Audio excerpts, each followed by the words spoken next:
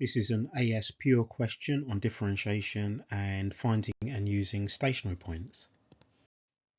A curve C has equation y is equal to x squared minus 2x minus 24 root x. Part A, part I, or part 1, we want to find dy dx. Now the first thing I'm going to do is this x, or root x, I'm going to write as x to the power a half. So what I'll have is y is equal to x squared minus 2x minus 24 x to the power a half. Now I'll find dy dx.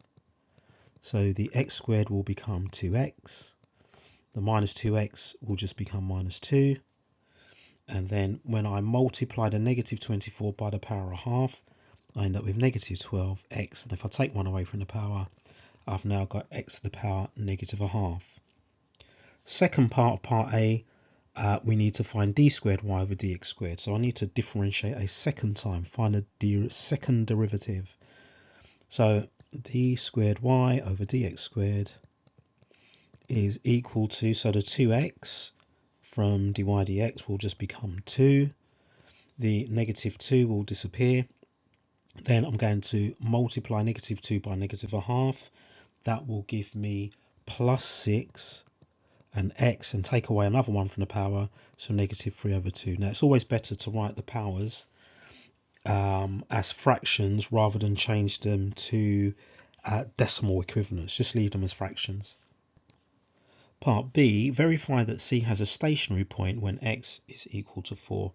Now we get a stationary point, or at a stationary point, we know that dy dx is equal to 0. So what we're going to do is we're going to put 4 into dy dx and see if we get 0. And I'll do it down here. So this is b continued down here. So dy dx at x equals 4.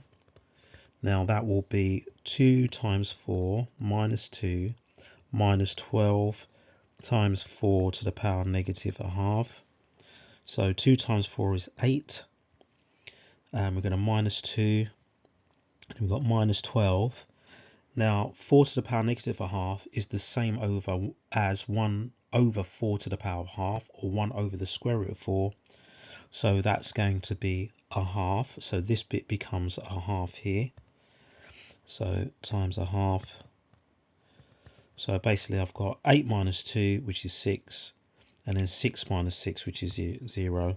So I can say, therefore, there is a stationary point when we have this x equals 4, stationary point at x equals 4. Part C, determine the nature of this stationary point, giving a reason for your answer. Now, to determine what type of stationary point we have, we're going to look at the second derivative and see if we get a value which is greater than 0, less than 0, or equal to 0. So let's do that. So d squared y over dx squared at this same value, x equals 4. So we put this into the second derivative, and so we'll have 2 plus 6 times by 4 to the power negative 3 over 2. Right, so we'll have 2 plus 6 times by, now let's work this out, it's probably quicker to do it in your head than on a calculator. This is 1 over 4 to the power 3 over 2. So that's 1 over the square root of 4 cubed. Square root of 4 is 2, 2 cubed is 8, so this becomes 1 over 8. So 2 plus 6 times an eighth gives us 11 over 4. So what we've got is the second derivative, d squared y over dx squared, is greater than 0. Now when the second derivative is greater than 0, what we have is a minimum.